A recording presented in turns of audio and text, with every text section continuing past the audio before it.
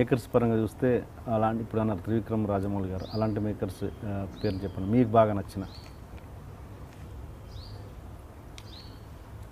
నాకు బాగా నచ్చిన మేకర్ మరి మీరు తప్పుగా అనుకోవద్దు, ఏంటి ఈ మధ్య ఫ్లాపులు తీస్తున్నాడు అట్లా అనుకోవద్దు మీరు. నాకు బాగా నచ్చిన మేకర్ పూరి జగన్నాథ్. ఓకే. ఎందుకంటే నా ఫ్రెండ్ అని నేను చెప్పను. రైట్ ఆర్ రాంగ్ ఫటామని సినిమా తీస్తాడు. ముందు స్టోరీ చెప్తాడు ఒకరోజు, అదే సినిమాలో ఉంటుంది, ఎక్స్ట్రా షాట్ ఉండదు.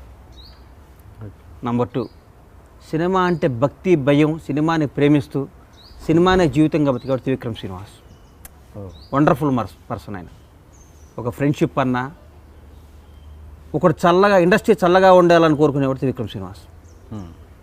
అట్లాంటి వాళ్ళు ఇండస్ట్రీకి 10 మంది కావాలి సార్. ఓకే. త్రివిక్రమ్ శ్రీనివాస్ లాంటి వాళ్ళు అట్లా ఒక 10 మంది ఉంటే ఇండస్ట్రీ కలకల్లాడుతుంటారు. ఇప్పుడు ఎందుకు సురేష్ బాబు ఉన్నాడు, అల్లు అరవింద్ గారు ఉన్నారు, వీళ్ళందరూ సినిమా వాళ్ళకి. ఊరికే అరవింద్ గారికి 40 ఏళ్ళ చరిత్ర 30 ఏళ్ళ చరిత్ర ఉంది. ఆయన ఎప్పుడు ఎగిరిపడలా. సినిమాలు 1 year 2 years గ్యాప్ వచ్చింది. గీత ఆర్ట్స్ కానీ సురేష్ ప్రొడక్షన్స్ 100 ఏళ్ళు ఉంటుంది ఆ సంస్థ. అట్లాగే నా సంస్థ కూడా ఉంటుంది, ఒక 50 ఏళ్ళు 100 ఏళ్ళు. నా పిల్లలు నా మనవాళ్ళు కూడా ఇండస్ట్రీలో ఉంటారు.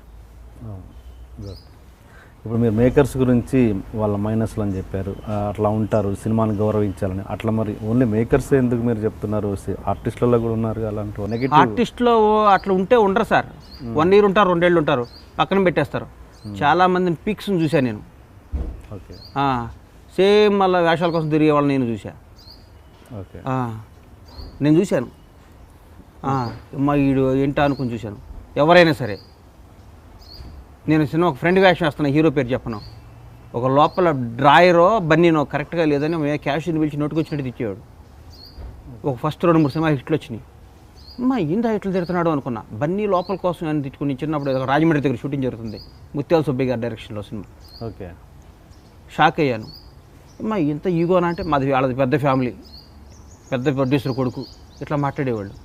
జాలేసింది అమ్మ వీళ్ళని వేషాల్లో వేయాల. సినిమాని గౌరవించకపోతే ఎవడైనా ఏ కెమెరామ్యాన్ కానీ డైరెక్టర్ కానీ అసిస్టెంట్ బాయ్ కూడా ఆయన పనికి గౌరవించాలి సార్. బాయ్ అనేవాడు కూడా ఒక పద్ధతిగా కాఫీ ఇవ్వాలి. రెక్లెస్గా కాఫీ ఇస్తే రెండోసారి సినిమాలో పెట్టుకోరు. బట్టలు వేసేవాడు కూడా ప్రేమగా బట్టలు వేయకపోతే రెండోసారి కాస్ట్యూమ్గా పెట్టుకోడు. సినిమా ఇది ఒక ప్రవాహం, గోదావరి వరదలా వస్తూ ఉంటుంది. ఆనకట్టు వేసుకొని జాగ్రత్తగా వాడుకోవాలి. గేట్ ఎత్తామంటే వెళ్ళిపోతాం, సముద్రంలో కలిసిపోతాం. అది సినిమా. మీరు చెప్పారు చాలా ఖర్చు పెట్టి తీసి అంటే మీరు అన్నారు పూరి గారు చాలా ఏం చెప్తారో అదే ఉంటుంది, చాలా క్రిస్ప్గా అని. అలాగా చెప్పిన దానికి చేసిన దానికంటే కరెక్ట్ అంచనా కూడా లేకుండా, ఒక లెక్క లేకుండా తీస్తూనే పోతుంటారు కొంతమంది మేకర్స్.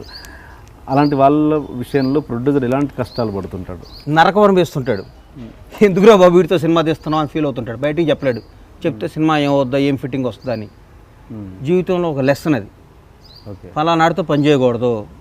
ఒక 10 మందికి చెప్తాం, ఒరే మీరు పొరపాటు నా దగ్గరికి వెళ్ళమాకంటారా అని చెప్తాం. ఫ్లాప్ ఇట్లేము సార్, మన చేతిలో లేదుగా. కానీ గౌరవంతో సినిమా తీయాలి. వాడు క్లారిటీ లేదు, ఏ షాట్ ఎందుకు పెడుతున్నావో తెలియదు, తీసిందే తీస్తుంటారు సాయంత్రం దాకా.